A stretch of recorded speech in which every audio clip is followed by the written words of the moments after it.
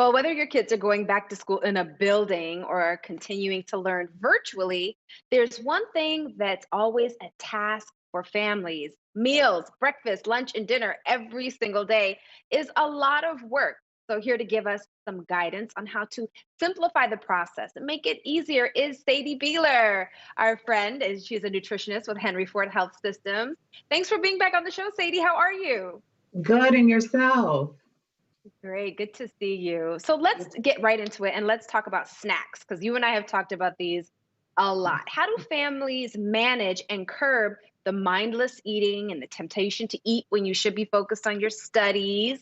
How do we manage that a bit? Yeah, so here's what you want to do. Anytime that you're preparing a snack, you want to combine ingredients that have fat, that have protein and fiber in it. It's going to keep you feeling full longer.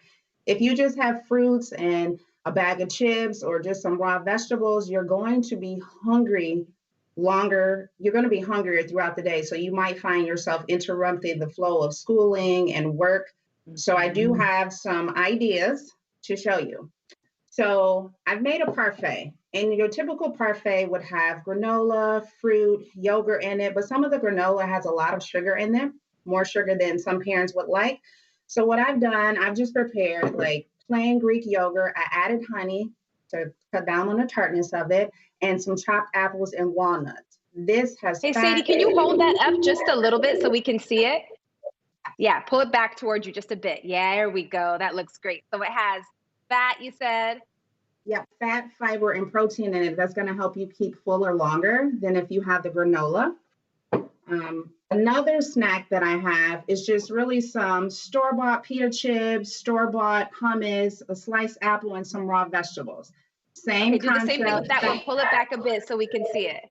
Yes. There we go. And you see it, Beautiful. right? Presentation is everything too. It is, or you're not going to eat it. Seriously. So those have fat, fiber, and protein in it that's going to help you stay full a little bit longer.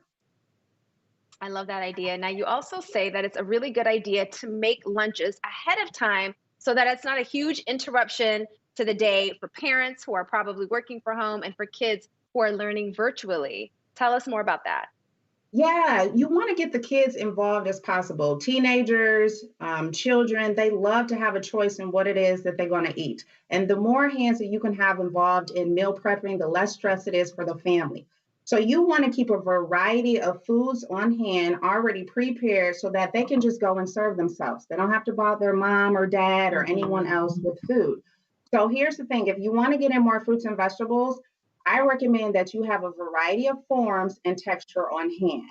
What I mean by forms is fresh, frozen, or canned. If you have frozen or canned produce, you just want to choose the ones with no salt, no sugar added, so you can control the seasonings of it. But if you think of frozen fruit, you can thaw it out at room temperature to have with a Okay. meal or in your meal or as a smoothie. When it's frozen vegetables, you can easily throw it in a stir fry, you can steam it. You want to make the process streamless and less stressful as possible. When I talk about textures, so you can't see it, but what I have is just some leafy vegetables, some chopped up squash, or any chopped up vegetables, and shred it. Because you want to be able to quickly take any of these and throw them in any meals. It could be a sandwich, it could be a burger, a stir fry, a soup. You want to make this process very easy so it's not stressful at all. That's such a good way to do it because once all the ingredients are simplified, then you can get the kids more easily involved in prepping for dinner. And you say that getting them involved in this process is important. It is because, I mean, let's face it, kids, when they get a certain age, my daughter is 4 years old, they are very opinionated and independent. They want to have a say in what they eat. So if you don't want there to be a battle at dinner or lunch, involve them, ask them. They'll love to give you their input. And then it just makes the whole process of eating less stressful.